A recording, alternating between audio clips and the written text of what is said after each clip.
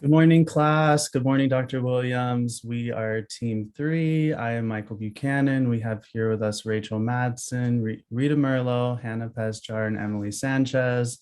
And today we're very excited to present on our systematic review of the use of psilocybin for the treatment of severe depression. So just to give you a little bit of an introduction on psilocybin, psilocybin, it's commonly known as like magic mushrooms or shrooms, but it's a naturally occurring plant alkaloid and it's well known for its mind-altering hallucinogenic capabilities, and it has a long history of use in spiritual and religious ceremonies as well. This psychedelic drug produces positive effects in emotions, thoughts, and perceptions, and people often report feeling a sense of connectedness to themselves, others, the world, and spiritually. And psilocybin is part of a diverse group of chemical compounds called 5-HT2A agonists, which affect serotonin in the body.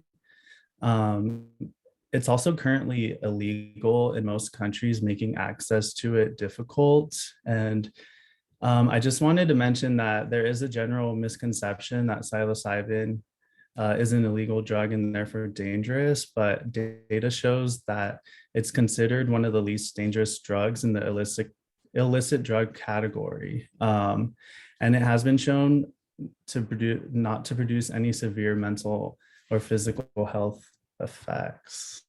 And next, I'm going to talk about just some of the relevance to the discipline of nursing and why we chose this topic. As I'm sure we all know, depression is a commonly occurring disorder that is linked to high morbidity, socioeconomic burden, and rates of suicide.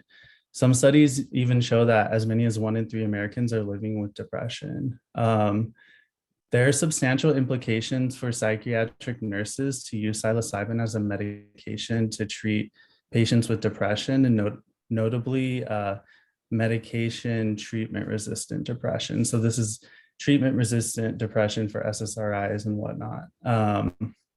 It's shown to be an effective psychobiological intervention when administered in a controlled clinical setting with CBT.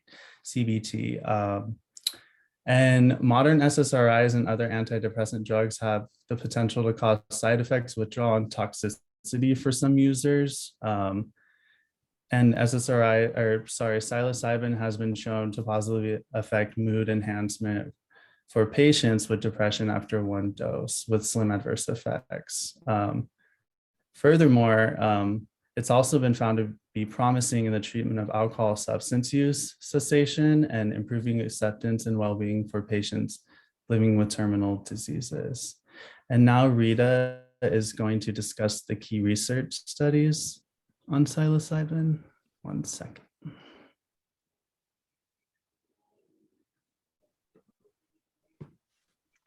All right, so the key research studies on psilocybin is what I'm going to be presenting. So first, I'm going to talk about the quantity of research and years of publication. So pretty much after the 1960s, there was a 50-year hiatus in human psychedelic research. Around 2006, though, independent researchers began to re-explore the clinical utility of psychedelics. Before 1975, the EBSCO host database shows about 500 articles published on the topic of psilocybin. And then between 2006 and 2017, Watts et al. Identified 9 separate studies conducted by 8 independent research teams on the topic of psilocybin. And today, the EBSCO host database shows around 5,000 articles published on psilocybin, which shows a huge increase in interest with this mind-altering mushroom. 17 scientific studies published within the years 2016 to 2021 were analyzed for this presentation today. So to talk about the discipline of the research authors, so many researchers who conducted psilocybin studies include accredited practitioners, professors of medicine, psychologists, psychopharmacologists, and neuroscientists. But unfortunately, psilocybin has not been researched by nurses to our knowledge, since this field is pretty new. We hope that that changes in the future. Two research authors, Dr. R.L. Carhart-Harris and Dr. Roland R. Griffiths, have really spearheaded psilocybin research and have contributed to the field tremendously. So I'll just give you a little bio about each one of these researchers. Dr. Carhart-Harris has a PhD in psychopharmacology and is a professor at the Imperial College of London. At Imperial, Carhart-Harris designed and conducted human brain imaging studies with a variety of psychedelic compounds. And in 2019, he established the Center for Psychedelic Research, and that is at the Imperial College of London. And then now Dr. Griffiths is a psychopharmacologist and lead investigator of psilocybin at the Johns Hopkins Center for Psychedelic and Consciousness Research. The center has published more than 60 peer-reviewed articles since 2006, which makes it the lead psychedelic research institution in the United States. And to just go over some of the main content area and themes that we saw within our review. Research showed participants change from a sense of disconnection, and that's disconnection from the self, others, and the world, and they changed to more of a connection kind of feeling. And they also had a change from avoidance of emotion to acceptance after taking psilocybin, and that was from the Watts et al. Study. Additionally, participants reported a stabilization of mood and an increase in optimism, emotional control, and peace. Participants stated that psilocybin seemed to make new connections in their brain, resulting in new perspectives. The change in perspective resulted in a calming influence on the mind and body, giving participants a greater sense of self-compassion and love. And next, Rachel will be talking about the summary of findings.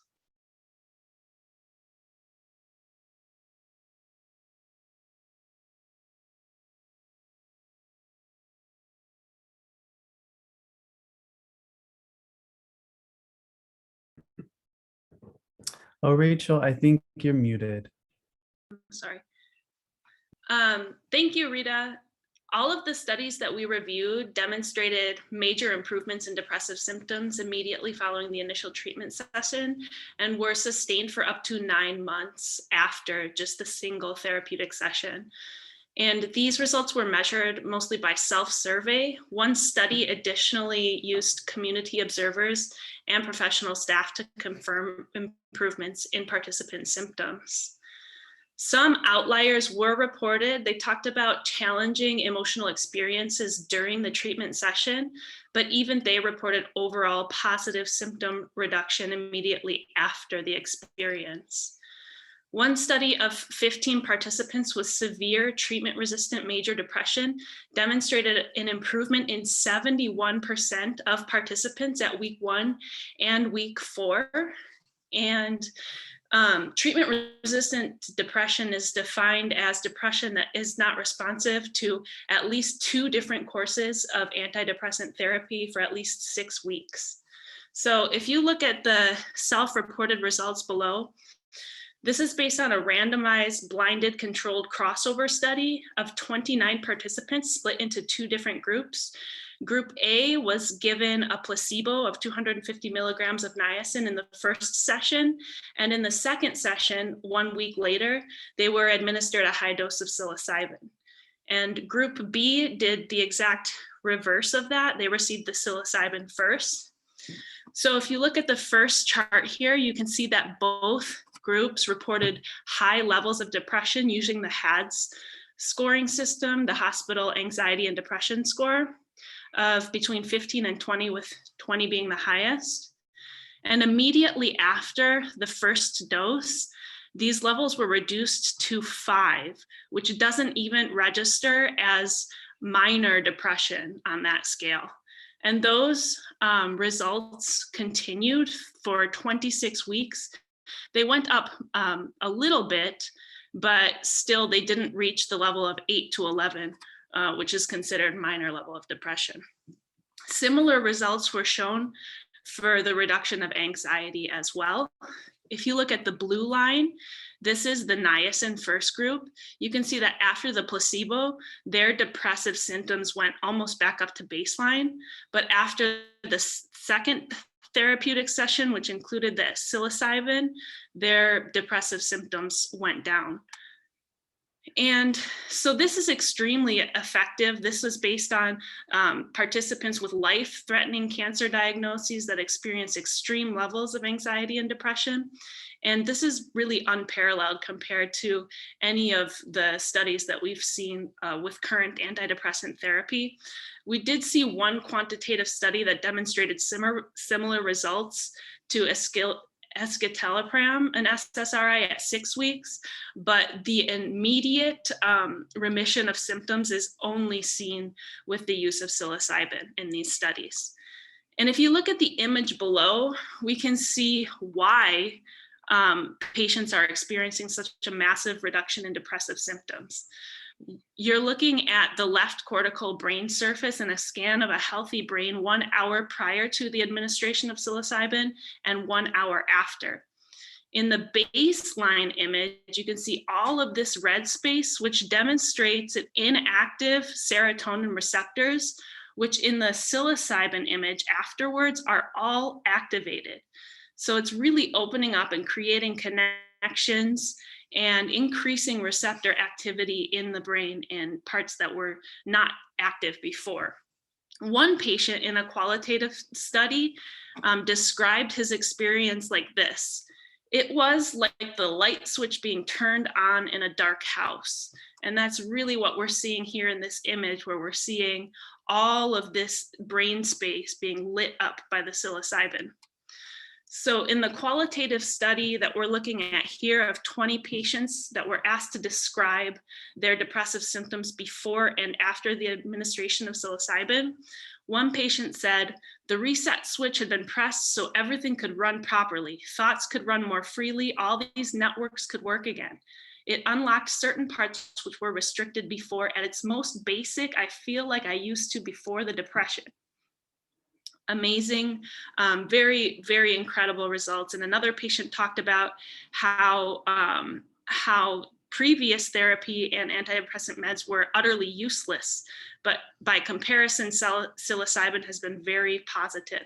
So the initial results that we're seeing in the research here are outstanding. However, there are some gaps in the literature, which Hannah will talk about now. Thank you, Rachel. So I'm going to go ahead and talk about the missing gaps in literature.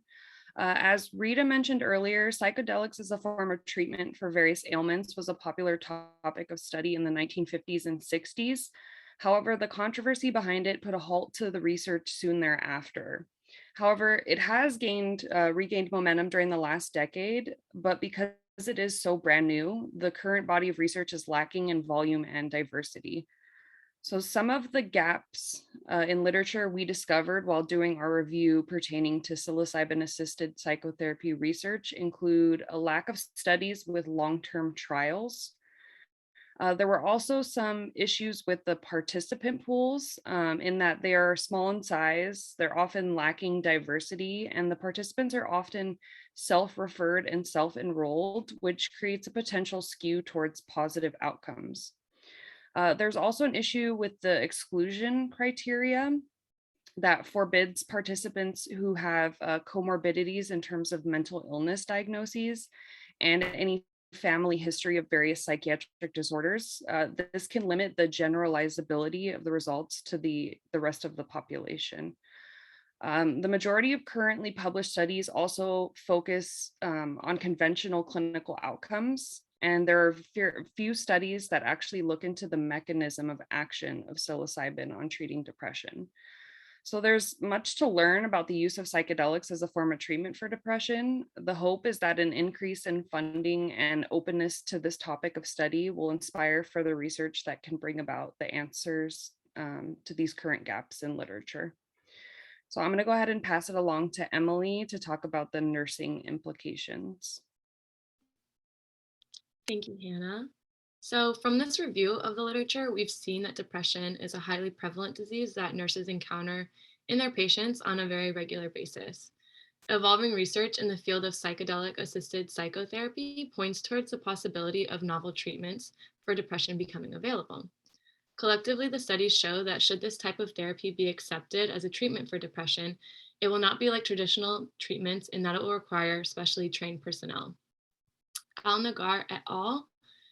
Stated that psilocybin has proven to be safe with, when the administration is guided by a health professional and accompanied with psychotherapy.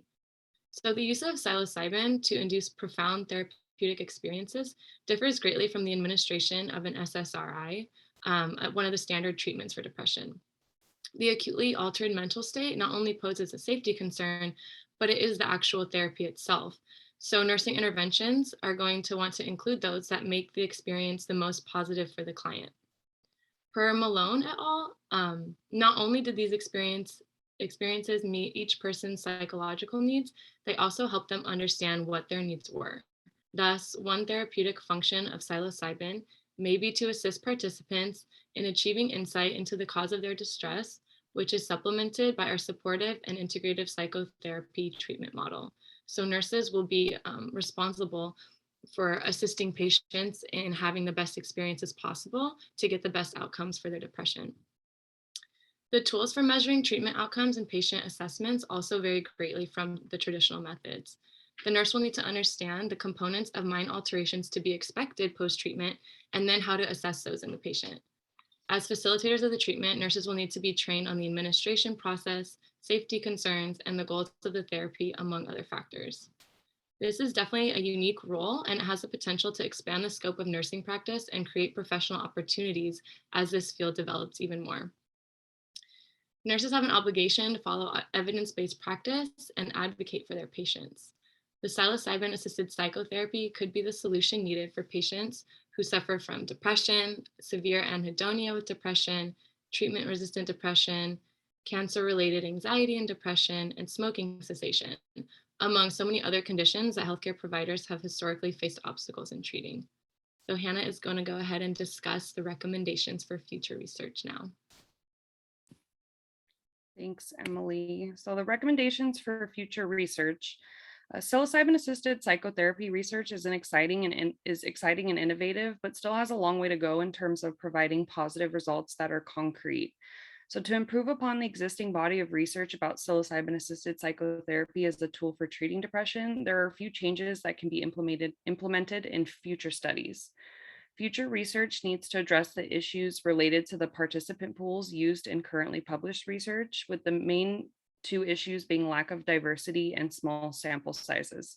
This can be done by recruiting a greater number of participants who are more diverse, especially when it comes to gender, race, and age. This would help provide more accurate results that are applicable to a larger portion of the population.